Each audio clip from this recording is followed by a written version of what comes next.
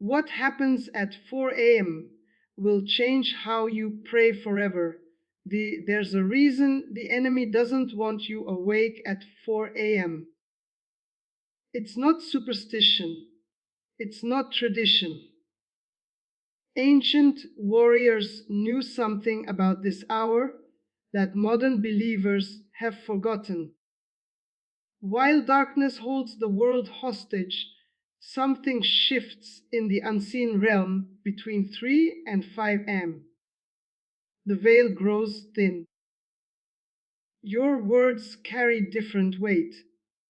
And if you've ever woken suddenly in these hours, heart racing, sensing a presence you couldn't name,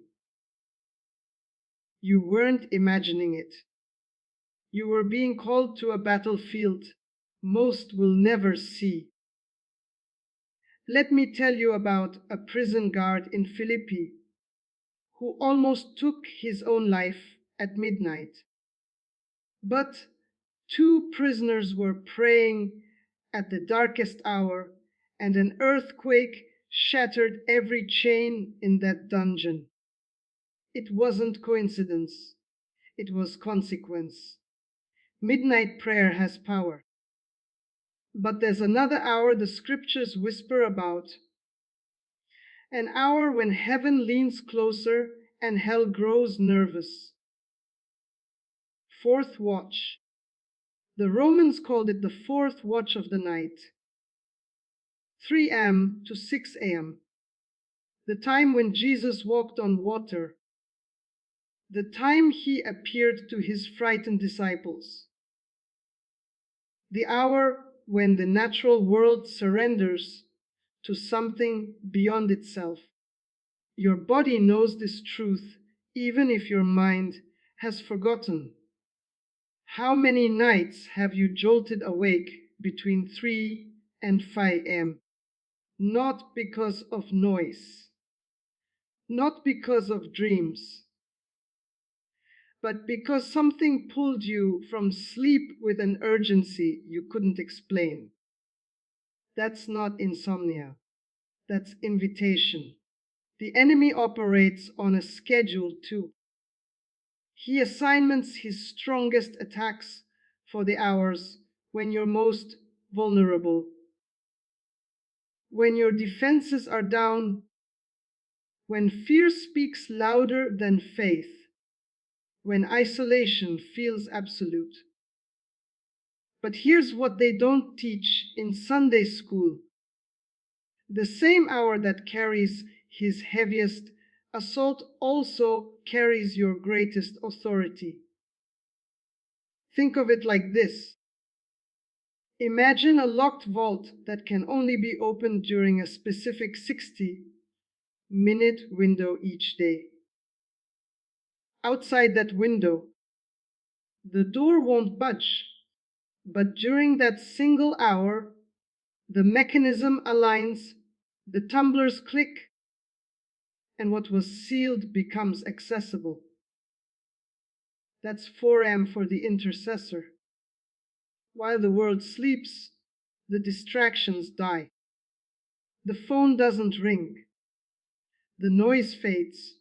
The 1,000 voices demanding your attention go silent. And in that silence, your spirit hears what the chaos normally drowns out.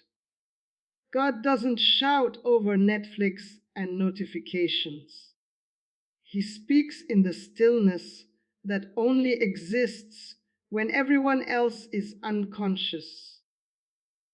But there's something deeper happening in this hour. Your mind enters a state between dreaming and waking where the filters you've built, the logic, the doubt, the sophisticated reasoning that talks you out of faith, those filters dissolve. You become like a child again. Open, unguarded. And that's exactly the posture heaven responds to. The early church understood this. They didn't call it a prayer time. They called it the watch, like soldiers standing guard when the rest of the camp is vulnerable. Because between 3 and 5 am, the spiritual atmosphere shifts. Principalities that rule during daylight hours lose their grip. It's a transitional space where darkness is retreating but hasn't fully released its hold, and light is advancing but hasn't fully broken through. You're not just praying in that hour. You're standing in a gap. You're holding a position. You're declaring authority over the coming day before the day has permission to begin.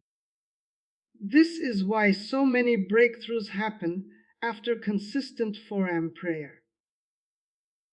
Not because God needs your sacrifice,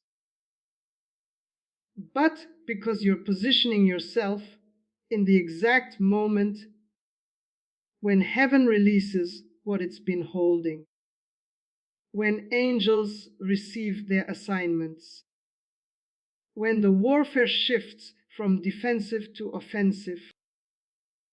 Most believers pray for breakthrough. Warriors pray at the hour of breakthrough. And here's the part that will undo everything you thought you knew about prayer.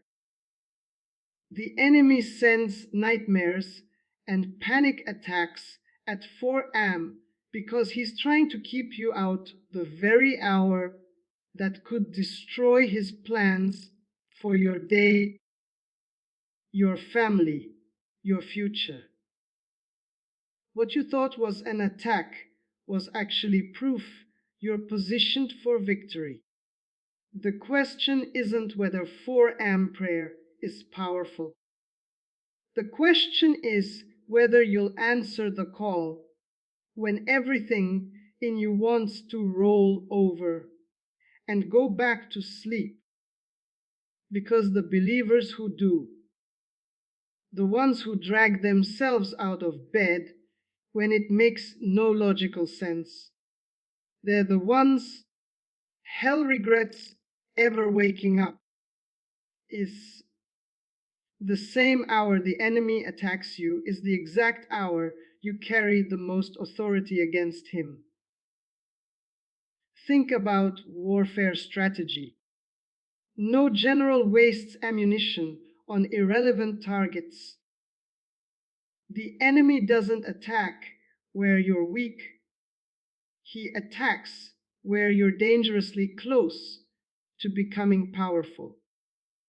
Every nightmare at 4am, every panic attack, every sudden wave of fear or depression in these hours is confirmation that something significant lives inside this time window. The attacks aren't random. They're strategic attempts to keep you away from the very hour where your prayers could dismantle plans he's been building for months. Here's the revelation: his attack is proof of your authority. He wouldn't fight so hard to keep you asleep if your prayers didn't threaten his operations. When you understand this, everything shifts. That 4am wake up call stops feeling like a curse and starts looking like a battlefield promotion. The stronger the resistance you feel about getting up and praying, the more critical your intercession is in that exact moment. The enemy has essentially marked the hour of your greatest potential by attacking it so viciously. So when you wake up at 4am feeling oppressed, afraid, or overwhelmed, don't see it as a problem. See it as intelligence. Hell just revealed where you have jurisdiction. Now get up and use it. As between 3 to 5 a.m., the spiritual atmosphere shifts, principalities lose their grip, and heaven releases what it's been holding. Spiritual warfare operates on rhythms most believers never learn to recognize. Just like the physical world has tide changes, temperature shifts, and atmospheric pressure zones, the spiritual realm has hours when certain forces dominate and hours when that dominance weakens. Between 3 and 5 a.m., something ancient happens in the unseen realm. The principalities that rule territories during daylight hours, the spirits of confusion, oppression, distraction, rebellion, they enter a transitional phase. Think of it like a changing of the guard. There's a brief window when the old watch is leaving, but the new watch hasn't fully taken position. In that gap, there's vulnerability. Their grip loosens, not because they're weaker necessarily, but because this is the hour heaven designed for shifts to occur.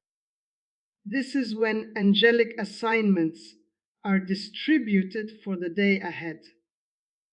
This is when strategies are sealed or broken.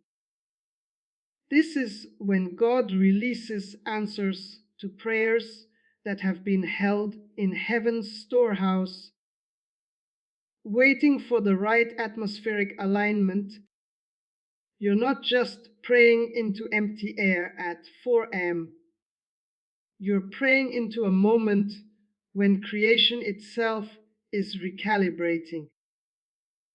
When you intercede during this hour, your words don't have to fight through the same resistance they face at noon or 9 p.m. There's less interference, less static. Your prayers move faster, hit harder, and penetrate deeper because the atmosphere is literally different. This is why breakthroughs that took months at other hours can happen in minutes at 4 a.m. Your 4 a.m. awakening isn't insomnia or anxiety. It's an invitation to stand in the gap before the day begins. Most people treat middle of the night awakenings as problems to solve. They reach for melatonin, sleep apps, breathing techniques, anything to force themselves back to unconsciousness. But what if the waking isn't the problem? What if it's the answer to a prayer you prayed weeks ago when you asked God to use you more powerfully? Here's what's really happening. The Holy Spirit is extending an invitation to intercession, not an obligation, not a punishment, an invitation. Because there's someone who needs covering in that hour. There's a battle being fought over your child, your spouse, your city, your calling, and heaven is asking if you'll stand guard while everyone else sleeps. God doesn't wake you randomly. He wakes you strategically. That sudden alertness, that inability to fall back asleep, that sense of urgency you can't explain, that's not anxiety misfiring. That's your spirit detecting a spiritual assignment. Standing in the gap means positioning yourself between the enemy's plan and its target. You become the obstacle hell didn't account for. Before the day starts, before chaos has permission to unfold. Before the enemy's scheme can execute, you're already there in prayer, already declaring victory, already sealing the atmosphere with worship and warfare. This is offensive prayer, preemptive intercession, and it changes everything. Because when the attack comes later in the day, it's hitting a wall you already built at 4 a.m. Most believers pray for breakthrough. Warriors pray at the hour when breakthrough is being released. As sex, there's a profound difference between praying for something and praying at the appointed time for its release. Most believers are asking God for breakthrough whenever it's convenient. Sunday morning, bedtime prayers, crisis moments. And God hears those prayers. But warriors have learned something deeper. They've learned about kingdom timing, about Kairos moments, about aligning with heaven's calendar rather than demanding heaven align with theirs. Breakthrough isn't just about persistence. It's about positioning. You can knock on a door for years, but if you're knocking at the wrong hour, it won't open. But when you knock at the appointed time, the door swings wide with minimal effort. That's 4 a.m. That's the hour when heaven's storehouses open, when answers that have been on the way suddenly arrive, when the final piece of a promise clicks into place. Warriors don't pray more, they pray smarter. They pray in sync with heaven's rhythm. They understand that the same God who set the sun and moon on a schedule also operates his kingdom on divine timing. And one of those appointed times is the fourth watch, the hour between darkness and dawn, when the old is passing away and the new hasn't fully emerged. When you pray at this hour, you're not begging for breakthrough. You're receiving what's already been released. You're downloading what heaven uploaded. You're collecting what your earlier prayers deposited. This is the hour when warriors become wealthy in the spirit.